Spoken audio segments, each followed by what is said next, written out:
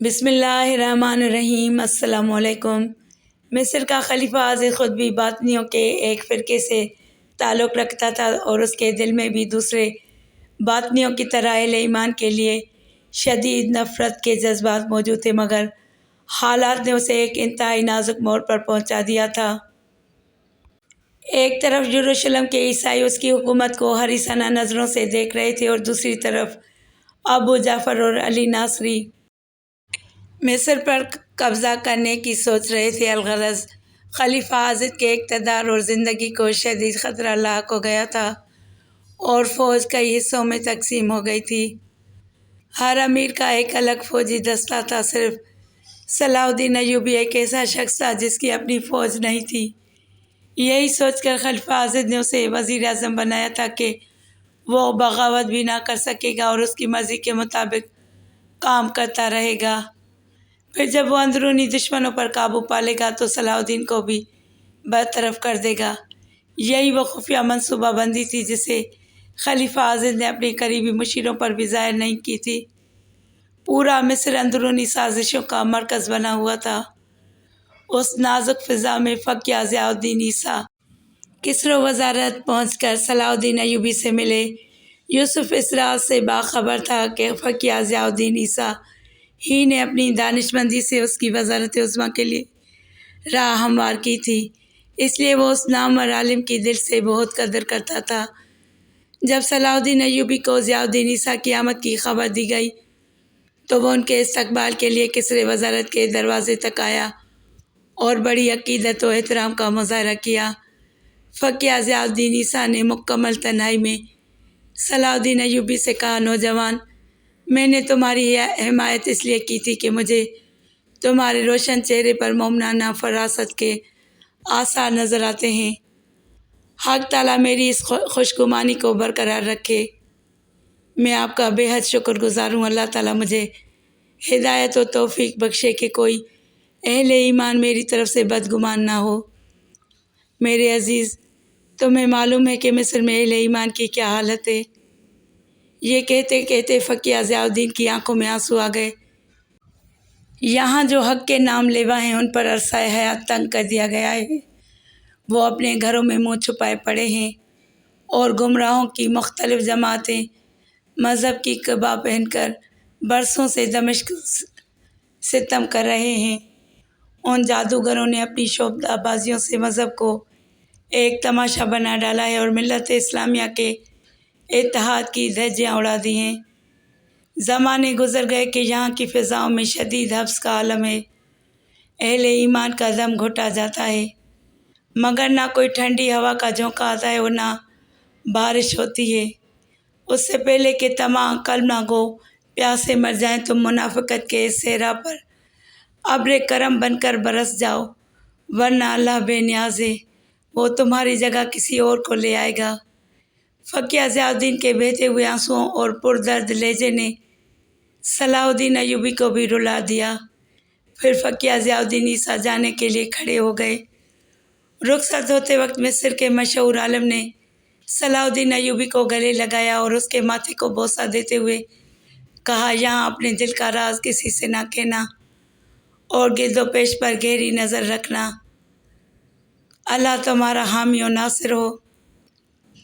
ناصر کے لفظ پر صلاح الدین ایوبی چونک اٹھا۔ خلیفہ عاضد نے اسے وزارت عظمیٰ کا منصب دیتے ہوئے الملک الناصر کا خطاب بھی دیا تھا۔ فقیہ ضیاء الدین عیسیٰ کے جانے کے بعد صلاح الدین ایوبی کی زبان پر بے اختیار یہ کلمات جاری ہو گئے، اے اللہ، میں تیری بخشی ہوئی نصرت پر یقین رکھتا ہوں، تو مجھے اپنے غمزدہ بدنوں کی خدمت کا موقع عطا فرما اور مجھے اس اجنبی دیار میں بے یار و مددگار نہ چھوڑ کہ ہم عاجز بندوں کا تیرے سوا کوئی سہارا نہیں۔ دوسرے دن صلاح الدین ایوبی عالم اسلام کے مایہ ناز فقیہ اور محدث حضرت امام شافعی رحمۃ اللہ تعالیٰ علیہ کے مزار مبارک پر حاضر ہوا۔ حضرت امام شافعی رحمۃ اللہ تعالیٰ علیہ کا روضہ مبارک قاہرہ میں ہے۔ کچھ دن پہلے صلاح الدین ایوبی نے اس علاقے سے شاور جیسے غدار ملت کو گرفتار کر کے اسے عبرتناک انجام تک پہنچایا تھا۔ یوسف بہت دیر تک حضرت امام شافعی رحمۃ اللہ تعالیٰ علیہ کے ایصال ثواب کرتا رہا۔ پھر اس نے یوں دعا مانگی، اے اللہ، میں تجھ سے تیرے بے پناہ فضل و کرم کا سوال کرتا ہوں، اگر میں ان فتنہ گروں پر قابو پانے میں کامیاب ہو گیا تو گمراہوں کی اس سرزمین پر تیرا حقیقی دین نافذ کر کے چھوڑوں گا۔ فقیہ ضیاء الدین عیسیٰ سے ملاقات کے بعد صلاح الدین ایوبی ایک عجیب ذہنی انقلاب سے دوچار ہو گیا تھا۔ اب تک وہ سلطان نور الدین زنگی اور مرحوم اسد الدین شیرکوہ کے ساتھ صلیبیوں سے جنگ کرتا رہا تھا، جو اسلام کے کھلے ہوئے دشمن تھے، مگر فقیہ ضیاء الدین عیسیٰ نے ایک ہی ملاقات میں صلاح الدین ایوبی کو یہ نکتہ سمجھا دیا تھا کہ بیرونی کے مقابلے میں اندرونی دشمن زیادہ خطرناک ہوتے ہیں۔ جب تک گھر میں چھپے ہوئے قزاقوں کا قلع کما نہیں کیا جائے گا، اس وقت تک ملت اسلامیہ کا استحکام ممکن نہیں۔ صلاح الدین ایوبی نے فقیہ ضیاء الدین کی یہ بات اپنے ذہن کی گہرائیوں میں اتار لی تھی، اور پھر وہ حضرت امام شافعی رحمۃ اللہ تعالیٰ علیہ کے مزار پر حاضر ہو کر اپنے اللہ سے ایک عہد بھی کرایا تھا۔ واضح رہے کہ مصر میں حضرت امام شافعی رحمۃ اللہ تعالیٰ علیہ کے مسلک پر عمل کرنے والوں کی اکثریت تھی، مگر باطنیوں نے برسر اقتدار آ کر چاروں مسلکوں کے ماننے والوں کو شدید نقصان پہنچایا تھا۔ پھر اس رات صلاح الدین ایوبی نے ایک عجیب خواب دیکھا۔ وہ ایک لک و دک صحرا میں اکیلا کھڑا ہے، دور دور تک نہ کوئی انسان نظر آتا ہے، نہ کوئی درخت، نہ کوئی چشمہ۔ صلاح الدین ایوبی حیران و پریشان کھڑا ہے کہ وہ کس سے راستہ پوچھے اور کہاں جائے۔ یکایک اسے ایک پرجلال آواز سنائی دیتی ہے، جس کی گرج سے پورا صحرا گونجنے لگا۔ اگر ہدایت چاہتا ہے تو مخلوق خدا کی خدمت کر، تجھے راستہ مل جائے گا۔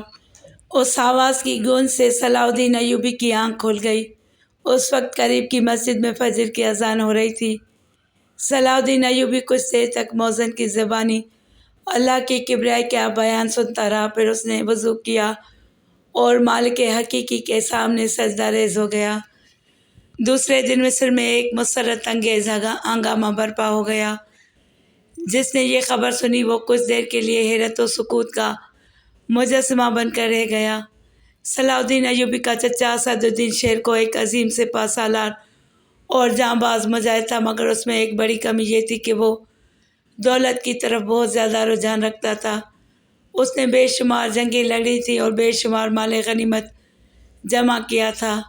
اسد الدین شیرکوہ کے ذاتی خزانے میں قیمتی جواہرات اور سونے چاندی کے ڈھیر لگے تھے۔ سب سے پہلے صلاح الدین ایوبی نے اپنے چچا کے نادر جواہرات نیلام میں رکھے، جس سے لاکھوں دینار حاصل ہوئے۔ پھر اس نے مصری فوج کے تمام سپاہیوں کو ایک طویل و عریض میدان میں جمع کر کے اثر انگیز تقریر کی۔ لائق احترام ہیں وہ مجاہد جو ملک کی سرحدوں کی حفاظت کے لیے اپنی جانوں کے نذرانے پیش کرتے ہیں۔ میں ان تمام جان بازوں کو سلام پیش کرتا ہوں۔ صلاح الدین ایوبی نے میدان میں جمع ہزاروں مصری فوجوں کو مخاطب کرتے ہوئے کہا، مجھے اندازہ ہے کہ میرے سپاہیوں کے ہاتھ کتنے تنگ ہیں اور ان کی ضرورتیں کتنی زیادہ ہیں۔ یہ کہہ کر صلاح الدین ایوبی خاموش ہو گیا اور سپاہیوں کے چہروں کا جائزہ لینے لگا۔ مصری سپاہی وزیر اعظم کے خراج تحسین سے بہت خوش نظر آ رہے تھے۔ پھر صلاح الدین ایوبی نے ایک عجیب اعلان کیا، جسے سن کر مصری فوجیوں کو اپنی سماعتوں پر شک ہونے لگا۔ میں جانباز سپاہیوں کی قربانیوں کا صلہ دینے کے لیے اپنے گھر سے ابتدا کرتا ہوں۔ میرے چچا نے جس قدر خزانہ جمع کیا تھا، آج اسے فوجیوں میں تقسیم کیا جا رہا ہے۔ مصر کے باقی امراء بھی آگے بڑھیں اور شہید ہو جانے والے سپاہیوں کے گھر والوں کی کفالت کریں۔ اس کے ساتھ ہی صلاح الدین ایوبی نے مصر کے خزانے سے بھی ایک بڑی رقم نکال کر فوجیوں میں تقسیم کر دی اور مضبوط اعصاب رکھنے والے نوجوانوں کو فوج میں شامل ہونے کی دعوت دیتے ہوئے کہا، ہمارے سب سے بڑے دشمن صلیبی ہیں۔ اگر اسد الدین شیرکوہ اپنی جان پر کھیل کر عیسائیوں کا مقابلہ نہ کرتے تو اب تک مصر پر شاہ یروشلم کا قبضہ ہو چکا ہوتا۔ پھر تمہارے مرد قتل کیے جا چکے ہوتے یا زندہ میں قیدیوں کی زندگی گزار رہے ہوتے، بوڑھے شاہراہوں اور گلیوں میں پڑے سسک رہے ہوتے، اور تمہاری عفت مآب خواتین صلیبیوں کی کنیزیں بنائی جا چکی ہوتی۔ اگر تم عزت و آبرو کی زندگی چاہتے ہو تو سپاہی بن کر وطن کے ساتھ اپنے گھروں کی بھی حفاظت کرو۔ صلاح الدین ایوبی کی اس جذباتی تقریر نے پورے مصر میں آگ لگا دی تھی۔ خلیفہ عازد کی ساری باقاعدہ فوج یوسف کی ہم نوا ہو گئی۔ اس کے ساتھ ہی ہزاروں جوان فوج میں بھرتی ہونے لگے۔ ان نوجوانوں کا تعلق حضرت امام ابو حنیفہ، حضرت امام مالک، حضرت امام شافعی اور حضرت امام احمد بن حنبل کے مسلک سے تھا، جنہیں باطنیوں نے ایک طویل عرصے سے دبا رکھا تھا۔ آج صلاح الدین ایوبی نے انہیں نیا حوصلہ بخشا تھا، اس لیے وہ اپنے گھروں سے نکل کر فوجی تربیت گاہ میں داخل ہو گئے۔ انتہائی مختصر عرصے میں صلاح الدین ایوبی کے گرد جانثاروں کی ایک بڑی تعداد جمع ہو گئی۔ خلیفہ عازد نے بڑی حیرت و اذیت کے ساتھ اس انقلاب کو دیکھا۔ وہ صلاح الدین ایوبی کو معزول کرنا چاہتا تھا، مگر وقت کی رفتار اس کی چالوں سے کہیں تیز تھی اور بازی اس کے ہاتھ سے نکل چکی تھی۔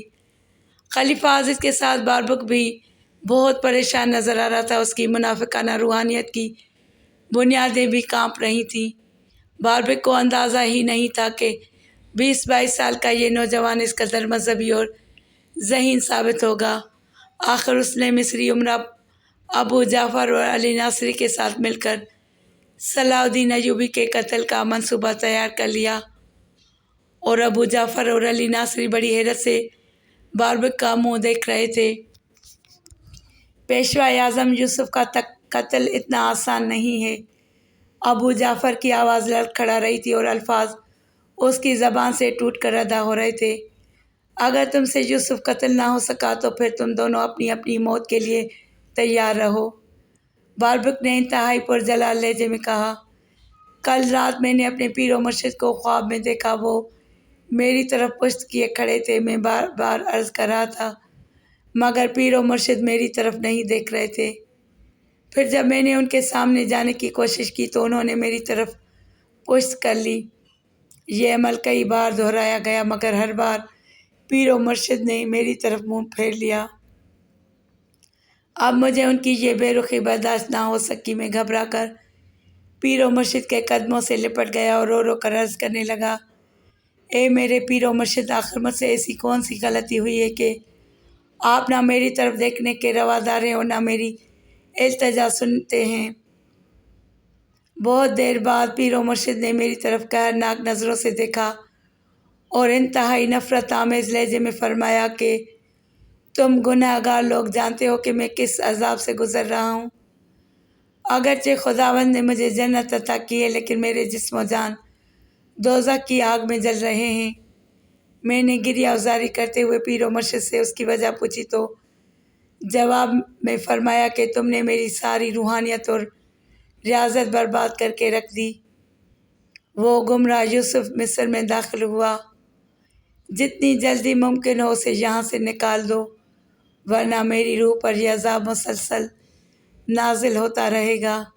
اس سلسلے میں میرا کوئی بھی پیروکار اگر کوتاہی یا غفلت شعاری سے کام لے گا، اس کے لیے دنیا اور آخرت دونوں میں ہلاکت و رسوائی ہے۔ اس کے بعد میری آنکھ کھل گئی۔ باربک نے اپنا خواب بیان کرتے ہوئے کہا، وہ شیطان حسن بن صبا کا ماننے والا تھا، اس لیے اسے پیر و مرشد کے نام سے یاد کرتا تھا۔ باربک اس راز سے باخبر تھا کہ حسن بن صبا ایک بار مصر بھی آیا تھا، مگر اس کی ریشہ دوانیاں دیکھ کر اس دور کے خلیفہ نے اسے مصر سے نکال دیا تھا۔ ماضی کے اس پس منظر میں باربک نے یہ جھوٹا خواب تراشا تھا تاکہ ابو جعفر اور علی ناصری گھبرا کر صلاح الدین ایوبی پر حملہ کر دیں اور سلطان نور الدین محمود زنگی کے نائب کا قصہ تمام ہو جائے۔ باربک کو اندیشہ تھا کہ کہیں صلاح الدین ایوبی اس کے خانقاہی نظام سے واقف نہ ہی ہو جائے اور پھر جوش انتقام میں اس کی بنیادیں نہ کھدوا دے۔ اس لیے وہ بار بار ابو جعفر اور علی ناصری کو صلاح الدین کے قتل پر اکسا رہا تھا۔ آخر بہت دیر تک طویل بحث مباحثے کے بعد طے کیا گیا کہ جس روز صلاح الدین ایوبی سے روز شکار کے لیے جنگل کی طرف جائے، فدائیوں کا ایک مسلح گروہ چھپ کر کسی کمین گاہ میں بیٹھ جائے پھر موقع ملتے ہی اس پر جان لیوا وار کر دے۔ باربک ابو جعفر اور علی ناصری نے بہت غور و فکر کے بعد صلاح الدین ایوبی کی کمزوری سے فائدہ اٹھاتے ہوئے یہ خوفناک منصوبہ بنایا تھا۔ وہ تینوں اچھی طرح جانتے تھے کہ صلاح الدین ایوبی شکار کا بہت شوقین تھا۔ جب وہ خلیفہ آزد کی دعوت پر شاور کا زور توڑنے کے لیے اپنے چچا اسدالدین شیرکو کے ساتھ مصر آیا تھا تو فارغ اوقات میں بہت جوش و خروش کے ساتھ شکار کھیلتا تھا۔ کئی دن تک تاریک جنگل میں خیمہ لگاتا اور انتہائی پرخطر راستوں پر اپنا شکار تلاش کرتا۔ صلاح الدین ایوبی کے اس شوق کو دیکھ کر باربک ابو جعفر اور علی ناصری نے اندازہ کر لیا تھا کہ وہ کسی تاریک جنگل میں بڑی آسانی کے ساتھ ان کا شکار ہو جائے گا۔ اپنے اس منصوبے کے تحت ابو جعفر اور علی ناصری نے 15 ایسے فدائین کو تلاش کر لیا جو شمشیر زنی اور تیر اندازی میں ماہر تھے۔ پھر ان دونوں مصری امیروں نے گداگروں کے بھیس میں اپنے 2 جاسوس چھوڑ دیے جو دن کے وقت کسر و وزارت کے قریب کاسائے گدائی لیے گھومتے رہتے تھے اور ادھر آنے جانے والوں کے سامنے دستے سوال دراز کرتے تھے۔ یہ جاسوس اس لیے مقرر کیے گئے تھے اگر صلاح الدین ایوبی شکار کے لیے کسر وزارت سے نکلے تو فوری طور پر ابو جعفر اور علی ناصری کو اطلاع دی جائے۔ دونوں جاسوس بڑی مستعدی اور پابندی سے اپنے کام میں مصروف تھے۔ ان کا خیال تھا کہ وہ بہت جلد اپنے مقصد میں کامیاب ہو جائیں گے، مگر ان دونوں کو یہ معلوم نہیں تھا کہ وزارت عظمیٰ کا منصب سنبھالنے کے بعد صلاح الدین ایوبی نے شکار کا شوق بالکل ترک کر دیا تھا۔ کبھی کوئی دوست گزشتہ باتیں یاد دلاتا تو صلاح الدین ایوبی بہت سنجیدہ لہجے میں کہتا، یہ ساری بچپن کی عادتیں تھیں، اب میں بوڑھا ہو گیا ہوں۔ دوست بے تکلفانہ انداز میں کہتا، ابھی تو تمہاری جوانی بھی شروع نہیں ہوئی ہے اور تم ضعیفی کی باتیں کر رہے ہو۔ اس وقت صلاح الدین ایوبی کی عمر 20 اور 22 سال کے درمیان تھی۔ تمہیں کیا معلوم کہ مجھ پر بندگان خدا کی کتنی ذمہ داریاں ہیں۔ صلاح الدین ایوبی کے لہجے کی سنجیدگی کچھ اور نمایاں ہو جاتی۔ اس بوجھ کو اٹھاتے اٹھاتے میرے کاندھے شل ہو جاتے ہیں اور کمر ٹوٹ جاتی ہے۔ ہر وقت ڈرتا رہتا ہوں کہ کہیں کسی کی حق تلفی نہ ہو جائے اور میں اس کے عذاب میں پکڑ لیا جاؤں۔ خلیفہ آزد ایک رنگین مزاج انسان تھا۔ وہ شراب بھی پیتا تھا اور رقص و سرور کی محفلیں بھی سجاتا تھا جن میں مصر کے امراء اور دیگر معززین بڑے ذوق و شوق سے شریک ہوتے تھے۔ خلیفہ آزد نے کئی بار صلاح الدین ایوبی کو بزم کیف و نشاط میں شریک ہونے کی دعوت دی تھی، مگر صلاح الدین ایوبی نے بڑی ذہانت کے ساتھ یہ کہتے ہوئے معذرت کر لی تھی، خلیفہ محترم، یہ میرا مزاج بھی نہیں اور پھر میرے فرائض مجھے اس تفریح کی اجازت بھی نہیں دیتے۔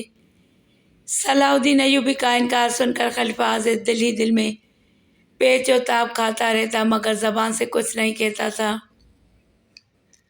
دراصل یہ خلیفہ کی ایک انتہائی خطرناک چال تھی۔ وہ صلاح الدین ایوبی کو شراب کا عادی بنانا چاہتا تھا تاکہ یہ صالح نوجوان جلد از جلد تباہ ہو جائے۔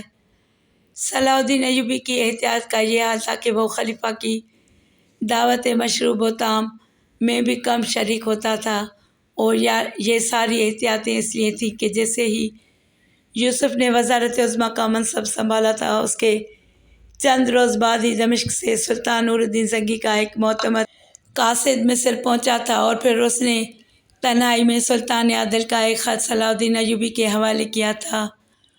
اس خط میں لکھا تھا، یوسف، تم پر اللہ کی سلامتی ہو۔ یہ بہت ہی عجیب بات ہے کہ میں ایک ہی وقت میں 2 متضاد کیفیات سے دوچار ہوں۔ ایک طرف مجھے تمہارے چچا اسدالدین شیرکو کی موت کا بے پناہ غم ہے اور دوسری طرف تمہارے وزیر اعظم بننے کی بے انداز مسرت۔ اب تم بہت غور سے میری کچھ باتیں سنو اور ان پر پورا عمل کرو۔ اگر تم نے اس سلسلے میں ذرا بھی کوتاہی سے کام لیا تو تمہاری ذات کو شدید نقصان پہنچنے کا اندیشہ ہے، اور یاد رکھو کہ تمہارا نقصان میرا نقصان ہے۔ آج تم پر یہ حقیقت اور سچائی پوری طرح واضح ہو جانا چاہیے کہ تم مصر کی سرزمین پر میرے نمائندہ خاص ہو۔ میں دنیاوی اقتدار کا منکر نہیں ہوں، مگر میں اس مادی طاقت کو اپنے مقصد تک پہنچنے کا ایک خاص ذریعہ سمجھتا ہوں، اور میرا ایک ہی مقصد ہے کہ ملت اسلامیہ کو عیسائیوں اور یہودیوں کی شورشوں سے محفوظ کر دوں۔ پھر وہ وقت بھی آئے گا کہ مجھے بیت المقدس میں داخل ہونے کی سعادت حاصل ہو سکے۔ میں نے زندگی بھر ایک ہی خواب دیکھا ہے، اور اب یوں محسوس ہوتا ہے کہ جیسے اس خواب کی تعبیر ملنے کا وقت قریب آ پہنچا ہے۔ بیت المقدس تک پہنچنے کا ایک ہی راستہ ہے کہ مصر پر ہماری گرفت مکمل ہو جائے۔ مجھے یقین ہے کہ تم اس کار عظیم کو انجام دینے کے لیے اپنی عمر عزیز کا ایک لمحہ بھی برباد نہیں کرو گے۔ یقیناً تم بہترین شہ سوار اور چوگان کے عظیم کھلاڑی، مگر اب یہ کھیل تمہارے لیے مناسب نہیں۔ تمہارے اس شوق سے کوئی بھی دشمن فائدہ اٹھا سکتا ہے۔ خلیفہ آزد اور دیگر مصری وزراء کو کبھی اپنا دوست نہ سمجھنا کہ ان لوگوں نے تمہیں بڑے جبر کے عالم میں قبول کیا ہے۔ عام تماشوں اور تفریحوں میں کبھی شرکت نہ کرنا، اور آخری ہدایت یہ ہے کہ اپنے محافظ دستے میں شامل کیے جانے والے افراد کی خوب چھان بین کر لینا۔ کہیں بدعقیدہ لوگ نقابیں پہن کر قریب نہ آ جائیں۔ اللہ تمہارا نگہبان ہو کہ اہل ایمان کے لیے بس اس کا سہارا ہی کافی ہے۔ سلطان نور الدین محمود زنگی کا خط پڑھ کر یوسف صلاح الدین ایوبی کی آنکھوں میں آنسو آ گئے۔